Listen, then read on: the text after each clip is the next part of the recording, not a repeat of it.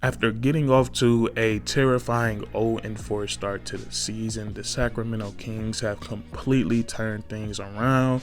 They are currently on a 7-game winning streak. They've won 10 out of their last 12 ball games. Overall, they have a record of 10-6, and they're sitting at third place in the Western Conference. So the Sacramento Kings, they have been looking phenomenal lately, and they do have some high quality wins this season against some high quality teams. We've seen them beat the Golden State Warriors. We've seen them beat the Brooklyn Nets, the Cleveland Cavaliers, and their most recent win came against the Memphis Grizzlies.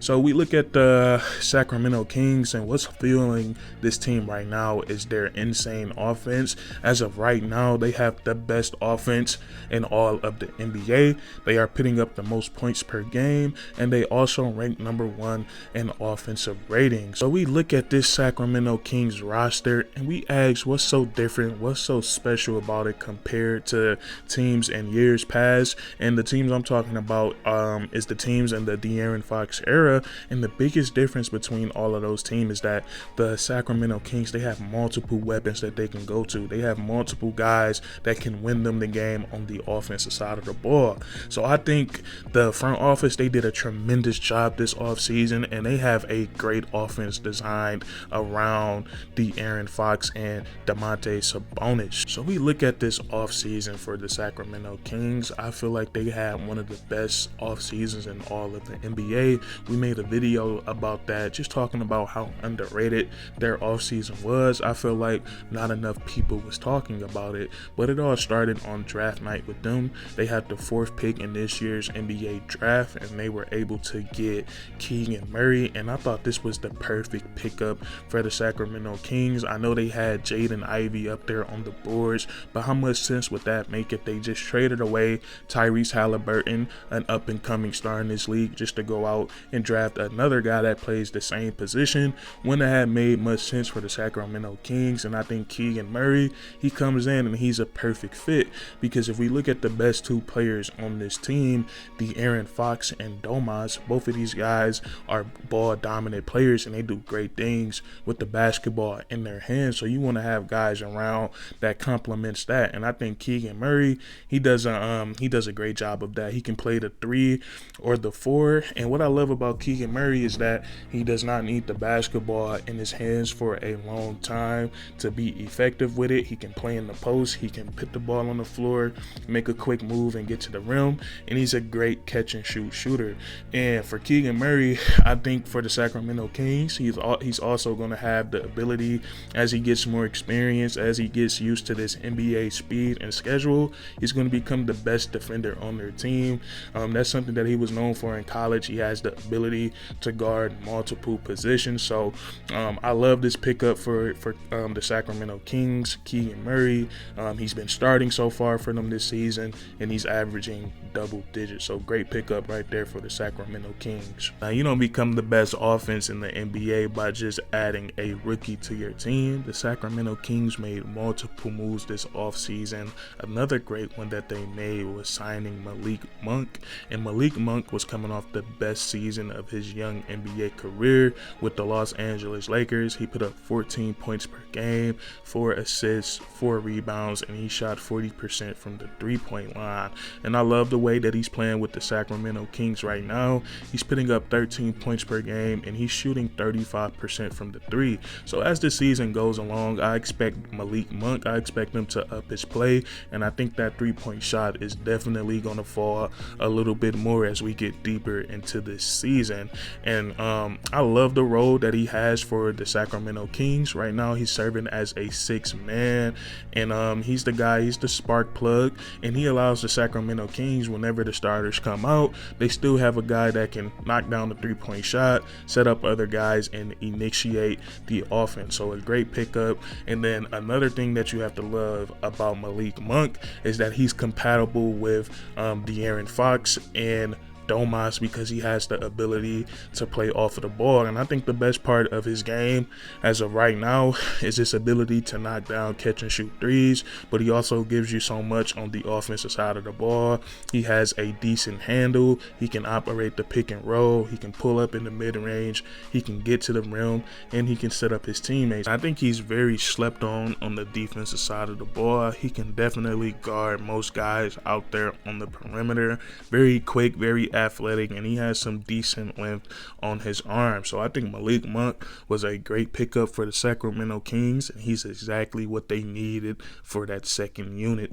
Now, one can argue that this was the best move by the Sacramento Kings this offseason, and that's when they pulled the trigger on the trade to land Kevin Huerter from the Atlanta Hawks. And if you've been seeing the way that Kevin Huerter has been playing this season, I think the Atlanta Hawks regret trading him. He has been lights out so far. He's averaging 17 points per game, shooting 50% from the field and 50% from the three-point line. That is so crazy right there. He's gotten praise from Kevin Durant. Kevin Durant said he compared him, the way he's shooting the basketball, to Steph and Clay. And if you watch the Sacramento Kings, you don't blame him. He's out there running off screens. He's shooting it off the catch, off the dribble, and he's just been a marksman so far this season. And I love how effective that he's been for the Sacramento Kings. His numbers are great, but if you watch the Sacramento Kings, he opens up so much for them as far as spacing. And one of my favorite things that the Sacramento Kings do, it's a very simple play, but it's very hard to stop. They have somebody set a pin down for Kevin Huerter. He'll start off on the block. He runs off that screen, and it'll be Domas with the ball in his hands at the top of the key. And if he's not open off that initial motion, he's gonna come off. He's gonna run towards Domas. It's gonna turn into a dribble handoff, and then it turns into a pick and roll situation. And it's so hard to defend with Domas being a big. A lot of the times when bigs are out there and he's being guarded by another big, they are sagging off. So he can come off that pin down and come to that dribble handoff. And if that big is not, if he's not hedging up, that's an easy 3-point shot for him. And then when that big is hedging up, it turns into some two-man game between him and Sabonis. And Sabonis is so skilled. You can give him that ball on the short roll. As soon as that big commits to Huerter, he can give it to Domas, and he's so skilled. He can make a play for himself, or he can make a play for others. Now, like we said, that play is so simple, but it's so hard for teams to stop.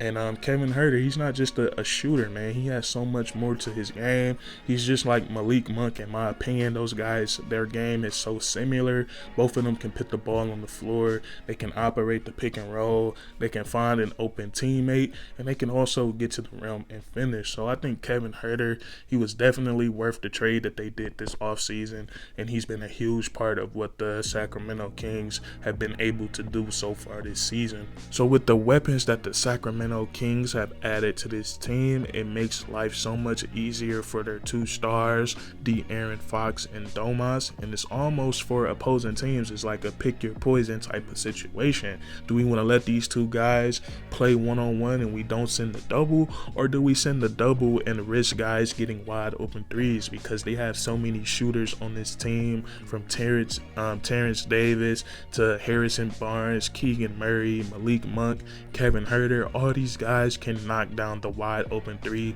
at a very high clip, and this is exactly what De'Aaron Fox needed over these last handful of years. Just guys around him that can shoot the basketball. Because if it's one thing we know about De'Aaron Fox, is that he's one of the best players in all of the NBA at getting downhill and getting to the rim. So when you put those shooters around him, it just gives him a much easier lane to the rim. And I'm just loving what I'm seeing from De'Aaron Fox this season, not just on the court but off the court as well. I think he's really turning into a great leader for the Sacramento Kings locker room. Just watching him on the bench after the game, after a win, he just seems like a great teammate to be around. And he's also maturing on the court. Love his shot selection so far this year. He's putting up 25 points per game, and he's doing it while shooting over 50% from the field, and he's shooting the three ball at a very high clip as well. His last game against the Memphis Grizzlies, he knocked down 5 threes. So this has just been a great season for De'Aaron Fox, and as this season goes on, he's starting to become more of a facilitator as well. I love to see him get his teammates involved because he attracts so much attention, and he's also been the clutchest player in the NBA so far. So just a great season for De'Aaron Fox, and he's definitely going to be a part of that All-Star team this season. I'm also loving what I'm seeing from Domas. He's been so great for the Sacramento Kings so far this season, and if I could use one word to describe the type of season that he's having right now, it's impact. I think the impact that he's having on the offensive side of the ball, it has been underrated, and we are not talking about it enough because a lot of the things that the Sacramento Kings do is being ran through Sabonis. And we talked about that dribble handoff play with Kevin Huerter or with Malik Monk. It's one of the most simple plays in basketball, but it's so hard to stop because you have an elite shooter and then you just have an elite basketball player on the back end of it. Sabonis, he can do everything with the basketball in his hands in that situation. As soon as he rolls, he can get the ball at the top of the key, and he can do everything. He can create a play for someone else. He can put the ball on the floor, or he can rise up and shoot the jump shot. So when you have all those different aspects, it's so hard to stop. He also has the ability to play with his back to the basket on the low block. He's a monster down there, and he's just been a great facilitator for the Sacramento Kings this year. Only 2 centers in the NBA are leading their teams in the NBA. It's Domas, and then there's Nikola Jokic. So whenever you're in the same company as Nikola Jokic, you're doing something right. So this Sacramento Kings offense, they have so many weapons, so many guys in double figures: Harrison Barnes, Keegan Murray, De'Aaron Fox, Domas, Malik Monk, and Kevin Huerter. So this offense has been ridiculous so far this season. That's going to be it for today's video. Comment down below if you agree or disagree. Leave a like if you enjoyed, and then subscribe for more weekly content. We do this all the time, man, and that's curtains.